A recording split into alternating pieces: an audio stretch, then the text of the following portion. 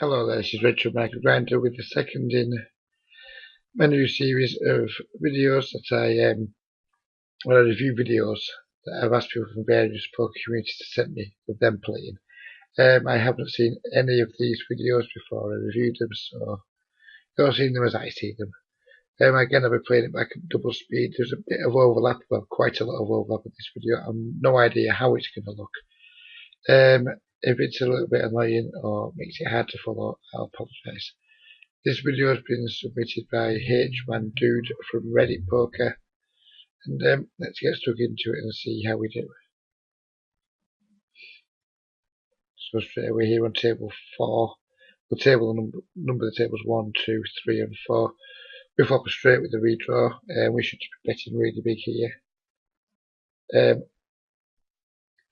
24, I think I would possibly just look at what's in the pot. 48, he's only got 54 in his stack. If he's calling 24, in my opinion, at these limits, he's going to call 54. And I think I would just bet the full amount here. I would just put him all in. I probably would have made my flop C bet just 4 cents bigger, so therefore it wouldn't have left me with an overshove on the turn. Yeah, so I would just shove now. If he's, I think he's going to call. He's going to call. I don't think his range is going to change much for an extra 30 cents. So I would just shove here because what we don't want to do is just have him call and then fold the river if the river comes a scare card for him. So yeah, we'll just put him in here. Oh, we did with a flush anyway. And I think we have a really trivial shove, but I'd rather get the money in by now because if he does have a hand like,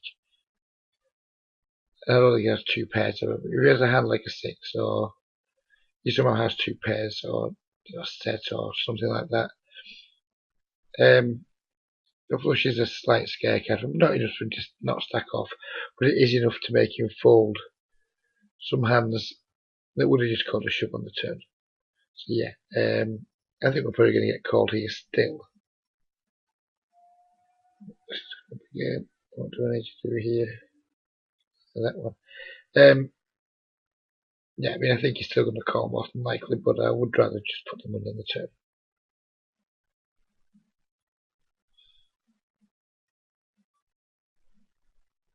He's thinking about it, and he's folded. So yeah, we'll live with the point much more than that, but I think the turn jam there is just make your flop bet a little bit bigger, and then we can just jam the turn no bother. We don't risk missing any value.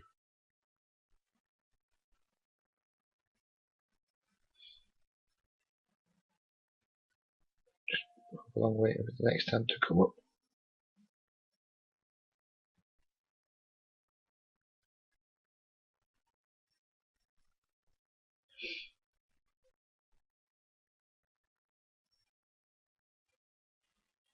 So we folded 9-6 suit on the button there on table 1. I don't have a major issue with that, but I think it's going to be most players opening ranges.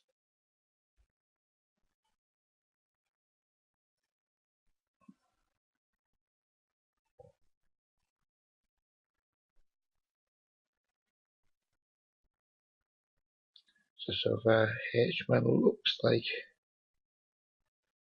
he could be a somewhat tight player. Surprised he folded a 9-6 suited on the button when the very first time we saw looked like he'd opened 3-2 suited on the button. So there's a slight disconnect there in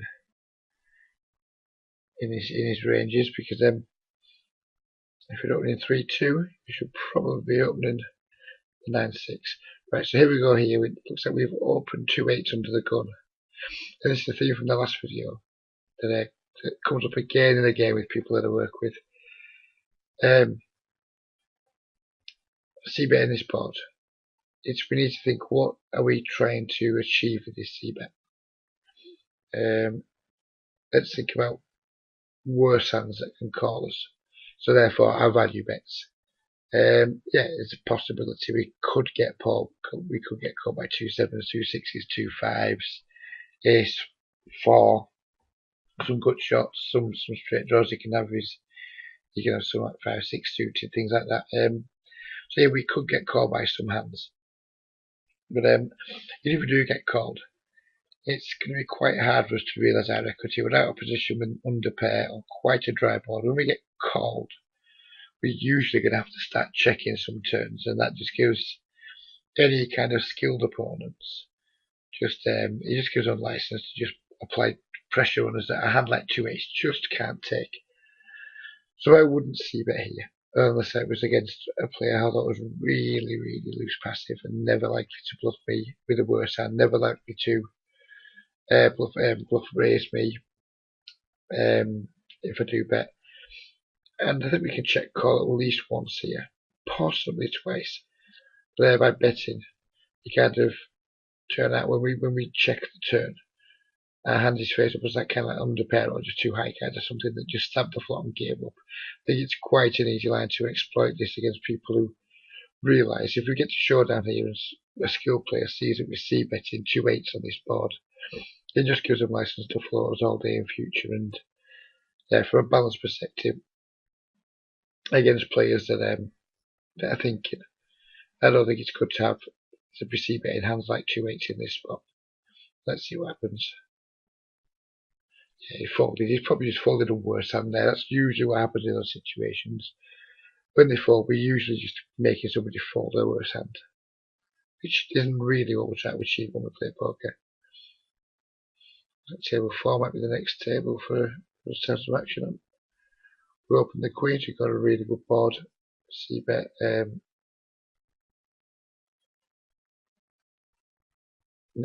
Just notice a difference here between the C bets earlier and the bet sizes earlier when we had the nuts, and now we've got a hand that we're a little bit more worried about, shall we say, and we're betting bigger. And I have no issue with this bet size whatsoever, but it does kind of make me wonder how H-Man is actually going about choosing the sizes he uses and the reasons for the sizes he uses. Because I think this is a fine bet size, but I would like to have seen this bet size too with the 3-2 suited. It'll be interesting to see how we react if we get raised there, but we didn't, so that's a bridge we don't have to cross.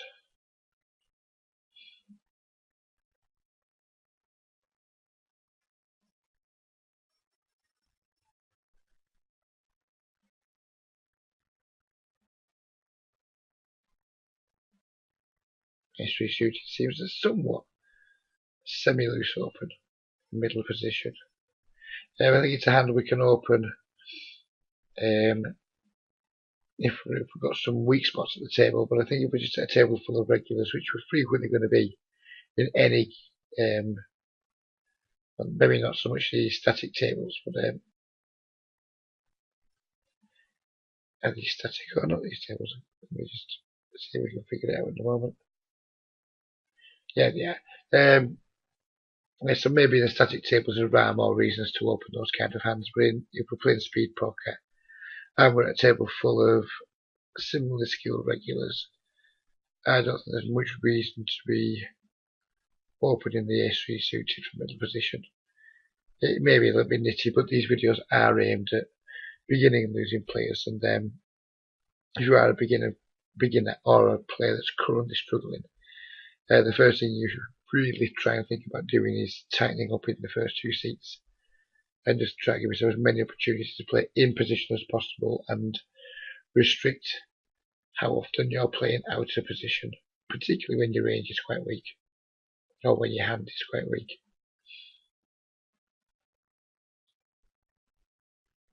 And I've no idea if H-Man is a winning or a losing player. For him, it might be fine open. For some players, it will almost certainly be a losing play.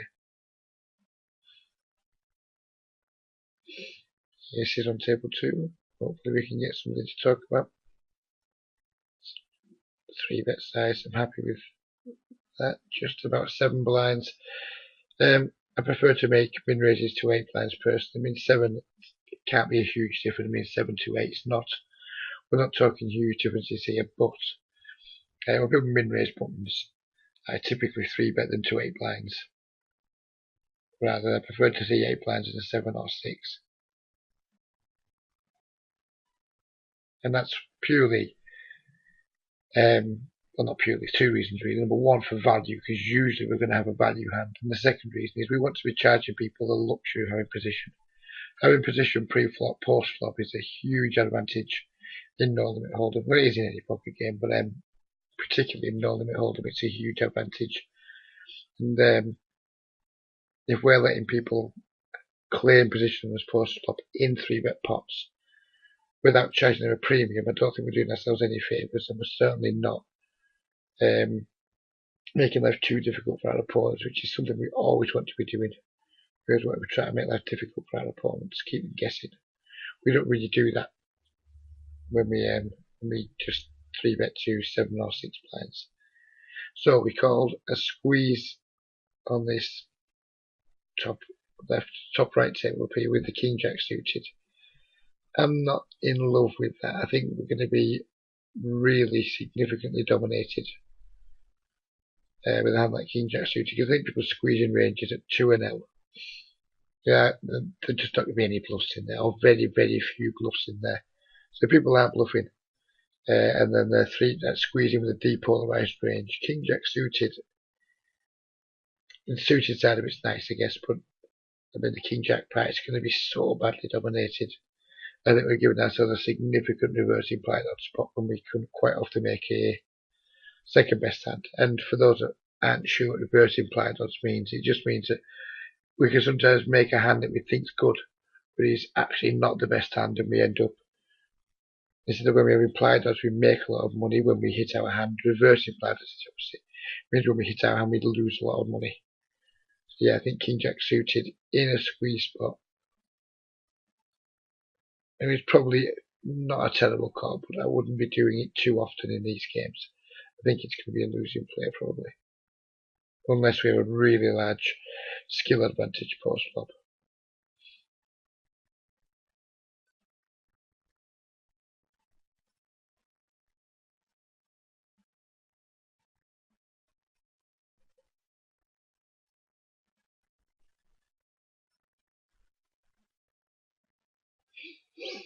We seem to be whizzing through this video in double quick time, unfortunately. I think it's around a 40-minute video, so hopefully we can make it last at least 35 to 40 minutes. We have a couple of spots here where we could end up pausing and discussing some situations with 3-bet versus under the gun with 2 jacks, and I'd like to see the guy's stats because there was 2 jacks. Sorry, it's a strong hand. There's no bones about it. It's a strong hand, but when we're 3-betting it versus under the gun, we're almost overlapping our hand, unless we think under the gun is the type of player who's frequently going to call with ace-10 suited, with under pairs of the jacks, suited connect type hands. Then, of course, we can 3-bet for value. I'm not that sure people are A, opening that wide in early position. Not that it means some are, but not everybody is. And B, then defending that wide. I would prefer just to have flattened the 2 jacks there. Against somebody who looks like, is it 13-13 they're playing? Then we have no hands, and I have 32 hands, so any 4 to 3-bet stats are absolutely irrelevant at this point. But I think we have to assume he's probably a regular, and on top of that, I've just noticed now, and he may not have been there, but I think he probably was. The guy to our direct left was playing 78-44. We want to be keeping him in the pot. We don't really want to be 3-betting anything when he's still to act, because we want him to be, when we've got a hand as well as big as jacks, we really want the 78-44 in there gambling with us. And had I seen that guy there and I was playing personally, I would not have a 3-bet range versus under the gun there.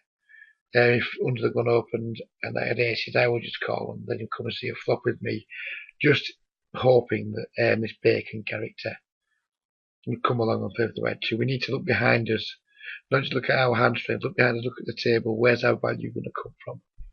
And if our value is going to come from somebody who's still yet to act, we're probably best not 3-betting most of the time, because we want them. We don't want to discourage them from coming into the pot.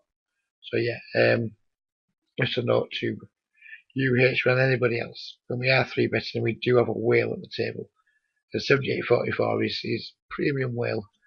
We really don't want to be doing anything to make them fall pre-flop. So I would definitely just have called there with the 2 jacks. Move on.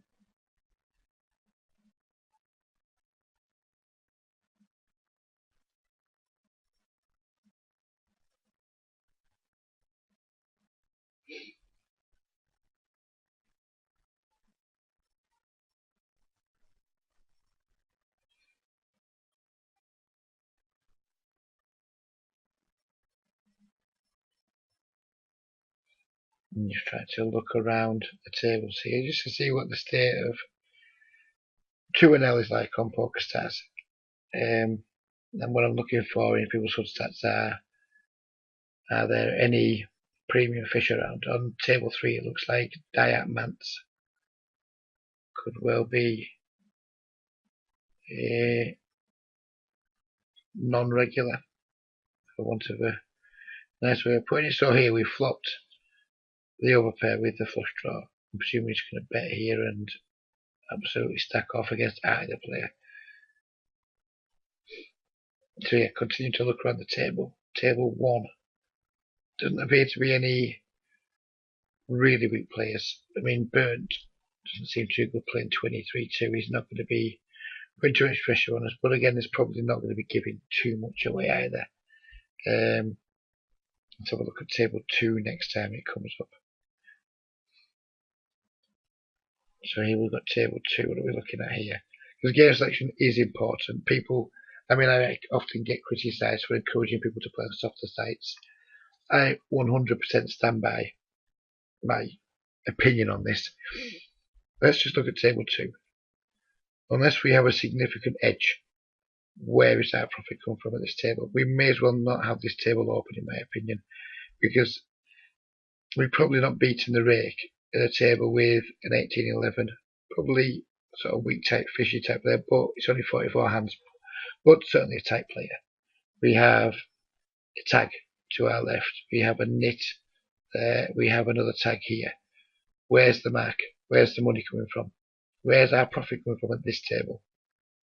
It isn't, and that's the issue. Unless we run good, when we could run good or run bad at any table, we need to be having loose money in games to win.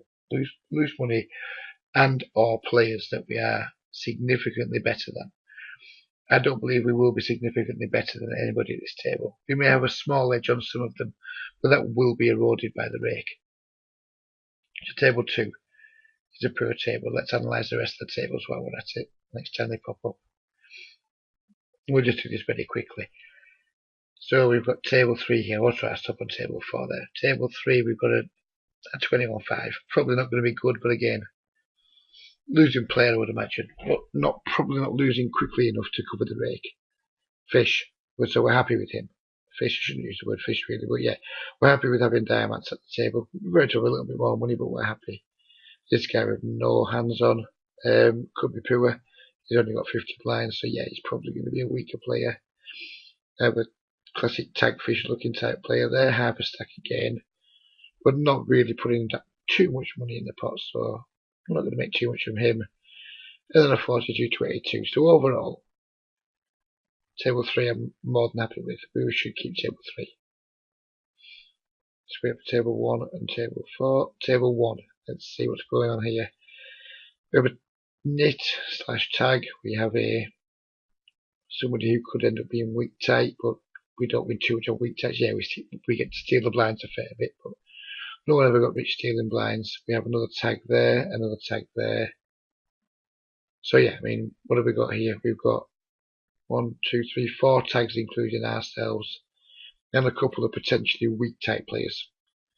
I don't think we're beating the rake on this table either, unless we have a significant skill advantage, which we may or may not have, but I don't think we're beating the rake very often on this table. So for now, H-Man, I think we've got 4 tables going, and you may as well just have 2 going, because these top 2 at the moment are not making you any money. In the long term, you may or may not make money in any individual session, but long term, you're not going to be making money at these tables. And let's wait for table 4 to pop up and see what's going on there.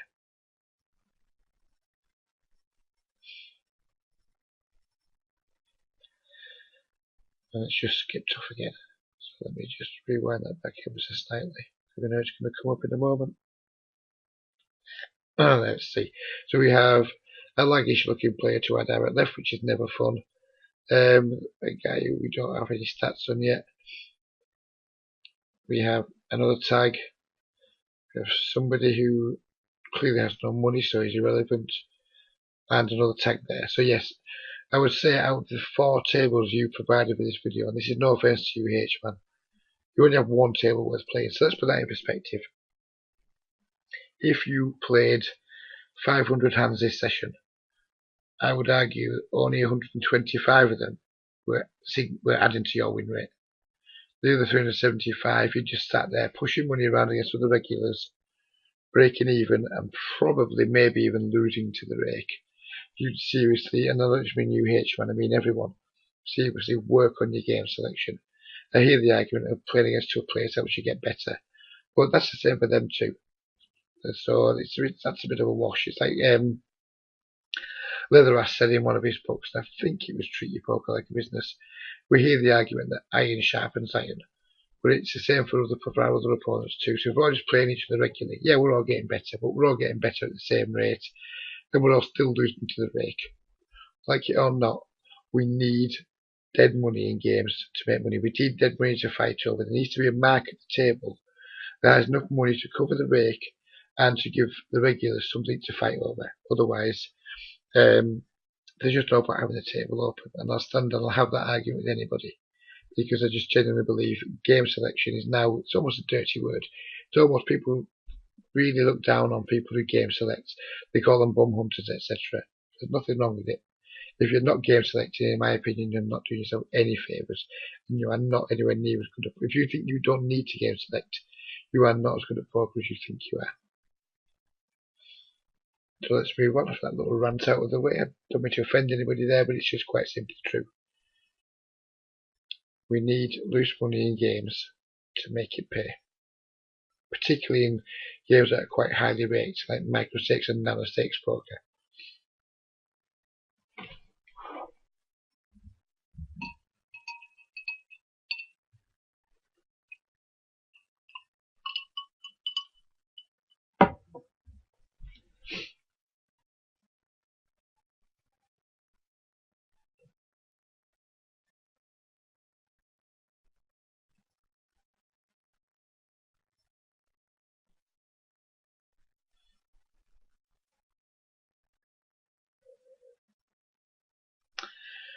So again, we flopped a nice hand here with the King Queen.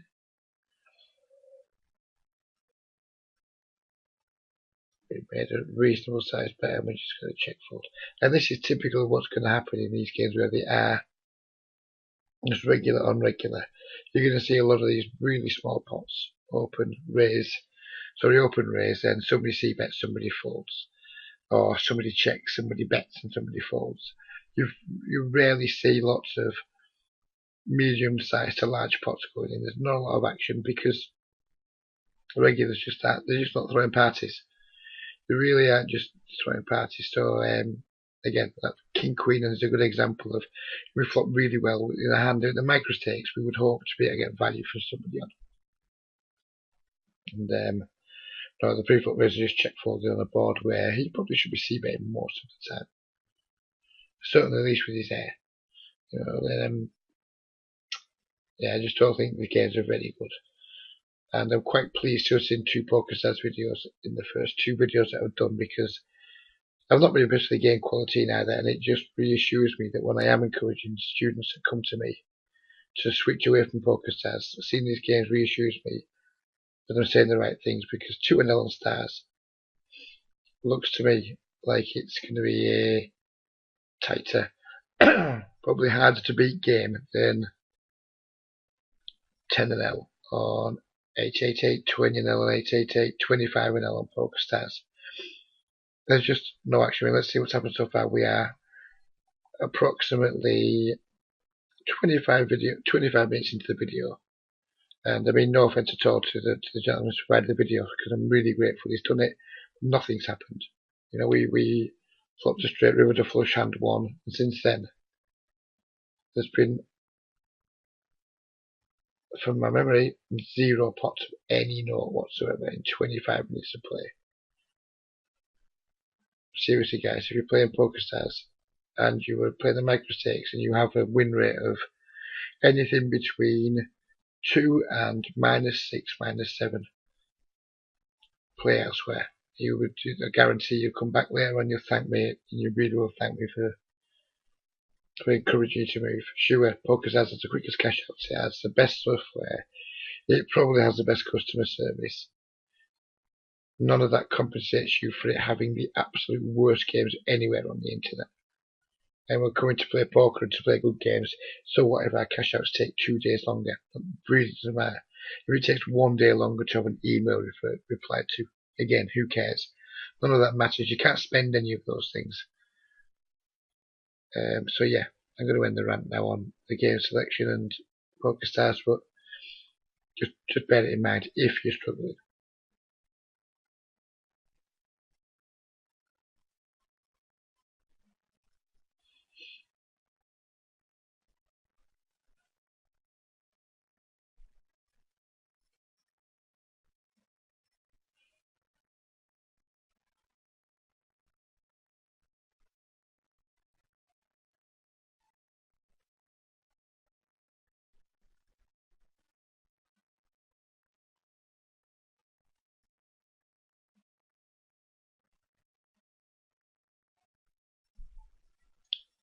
So we're going through a bit of a quiet spell. While we're at the quiet spell, if you're still at this stage of the video, hopefully that means that you're liking what you're hearing, and if you do like what you hear and you are considering getting some help with your poker, I am a microstakes coach. My rates are on a sliding scale based on what limits you play. If you play 5 vanilla or lower, it will cost you $20 per hour to work with me. 10NL is $25 an hour, 10NL, 16NL, 6NL, things like that. And it's $30 an hour for 25NL or higher. I do believe that those rates are as good as you'll find anywhere. You won't find cheaper rates than that from anyone who's reasonably good at the kind of work that I do. So yeah, please, if you are considering, just send me a message. You don't, no obligation. If we can just go back here to table 4, an example of what we talked about earlier with the 2 8s. I think we just saw another example of it there. Just go back a little bit further. We open 5-6 from middle position, which I think is way too loose for the record. Way. We're in tough games here. There's no reason to open the 5-6 from middle position. So I think that's a mistake on the off. H1. I think it's a really poor open. And then we get the 10-6-6 flop and we c-bet. What are we hoping to achieve with the c-bet? What are we hoping he calls with? I mean, is he going to float with 2 overcards? Maybe. Are we going to barrel the turn? Probably not. So, I mean, his floats are going to be our bluffers on the turn anyway. I just don't see any. We don't bluff anything. If he's got 2 7s, he's not folding. If he's got ace 6, if he's got 8-6, there's just nothing. He doesn't fold any better hands at all here. So it doesn't work as a bluff. And yeah, he could call with some worse hands. But again, it's realising our equity we're out of position. Even when he does call with worse hands, it's not like we're going to be able to keep the pressure up on him. And even if we hit 6, we're not going to be super thrilled. Yeah, we have a full house, but we're going to get much value for it. So again, I think it's been a poor open and a poor c-bet. It's something I see people do all the time. They'll just c-bet the flop and they won't really be thinking much about, right, what am I getting called by? They just c-bet. I want to end the pot because I haven't hit the way I wanted to hit. So I want to end the pot and they just bet. And when they get called, they have no other plan. It's just going to be check for the turn, which I think is what happens here. So yeah, no offense, H-man. I don't mean to be rude, but opening 5-6 suited in games where there's no real known fish at the tables, and the one that is a fish possibly has no money anyway in the big blind. Yeah, I think it's a poor open, and I think it's a poor c-bet too. Sorry.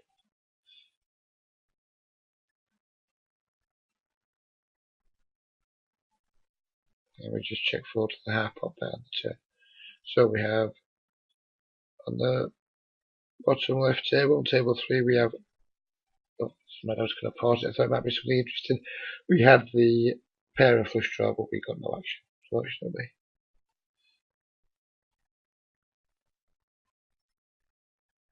So again, this raise on table 2, it may turn out to be a good raise, I'm not sure.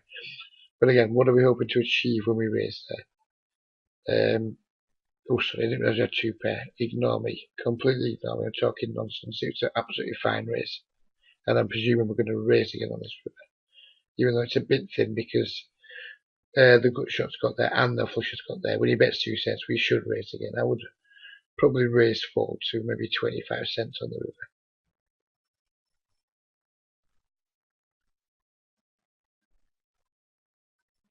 Yeah, so sorry about that. I didn't notice we had 2 pair. I thought we were just raising the naked queen. Should like to pay attention more.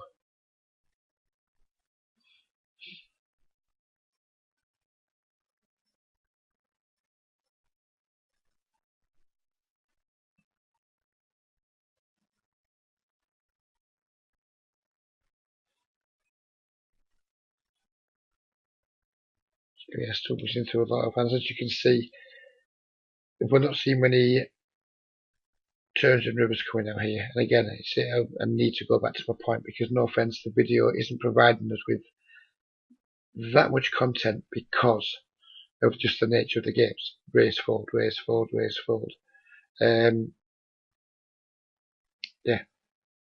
this video is a really good example of just how poor the games are on PokerStars. I mean, I have a win rate at 15L and 888 and of around 8 people out of 100. I wouldn't fancy myself to beat 2L on PokerStars for more than that. And theoretically, I should have a far bigger win rate at 2L and have a 15L. I wouldn't imagine I could beat PokerStars 2L for more than 8 blinds with the state of the games I've seen today. Maybe you could, but that's not something I'd really want to do anyway. The games just look really dull. And no offense, H1, because I genuinely am grateful that you sent me the video. I'm grateful to give me the opportunity to discuss how important it is to put yourself in a good situation and good games. These games are just really dull.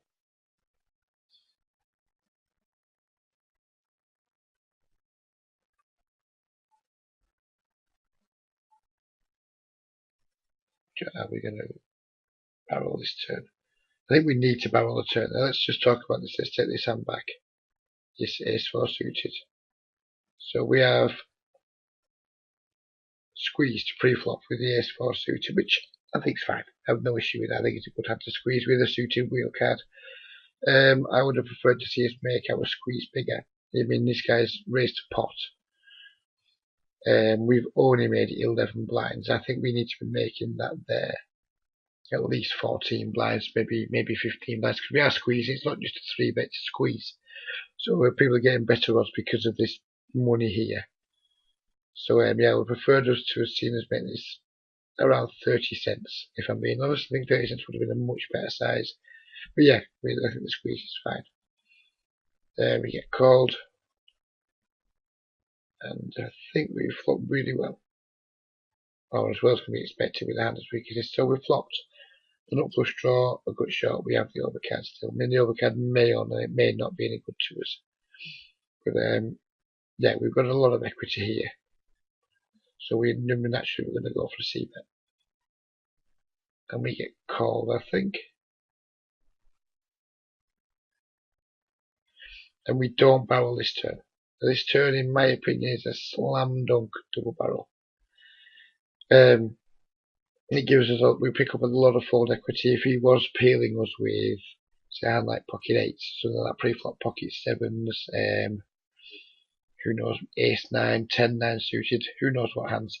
The queen's going to be a big scare card to a lot of his range that calls a 3-bet and then calls a c-bet. We can really credibly represent ace queen, king queen here. We can still have aces and kings. I think this is it. If we're going to 3-bet these hands and flop this much equity, when we don't double barrel a turn, I think we're giving away a lot of the profitability of the initial 3-bet. We need to be double barreling here. Whether we fire the river or not is another matter. I guess it's probably not going to be. I mean, I guess if we bet the turn, he shoves, we're going to have to call it off anyway. If we bet and he doesn't shove, just say we were to bet, say, 54 cents here, and he calls. That's going to put $1.08, $2.17 in, and it's going to have $1.20 something on the river. So we could conceivably shove the river as well, and I think that would be fine. So I would be triple barreling here. I would probably bet 50, maybe 55 to 55 on the turn and just shove the river. I think when we put us in these situations, we have to see it through. If we're not barreling this turn with this hand with this much equity, I think we have no business really making the squeeze pre-flop with a hand like this. Let's see what happens when we pause it.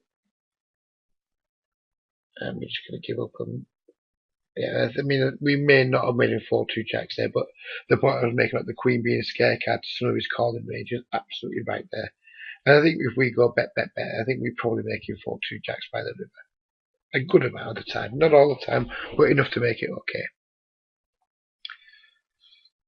Yeah, I mean, then once we start bluffing with equity in 3-bet pots, I think it's probably best just to empty the clip.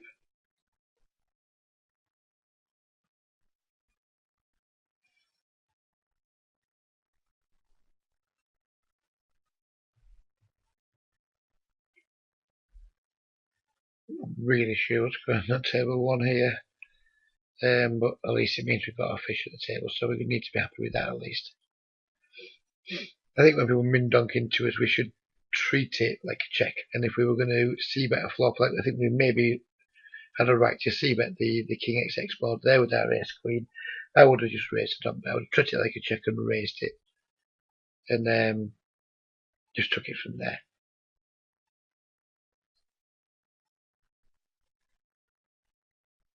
That is a nice rule of thumb for anybody who doesn't know how to deal with min-donks. Just do treat them like a check. If you were going to check, just call the min-donk. If you were going to bet, raise the min-donk. And obviously we're never going to fold. So, yeah. If you're going to check, call. If you're going to bet, just raise. Just treat it like a check and just raise. We can't be allowing people to control the action with minimum bets into us when we're the pre-flop raiser. Especially when, I mean, usually it's going to be a poor player. So we have such a huge advantage over them. We don't mind the pot getting a little bit bigger.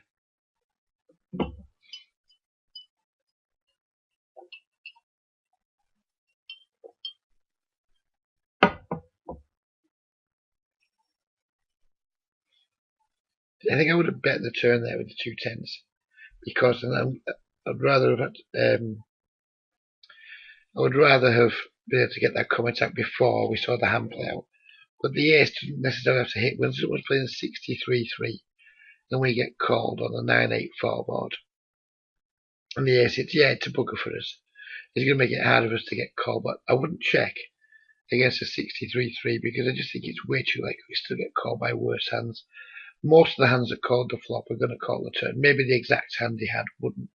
7-4, but if he's got an 8, if he's got a 9, if he's got a flush draw, if he's got a gut shot, if he's got an opening straight draw, there's so many hands that we can still get absolute clean value from somebody playing 63-3.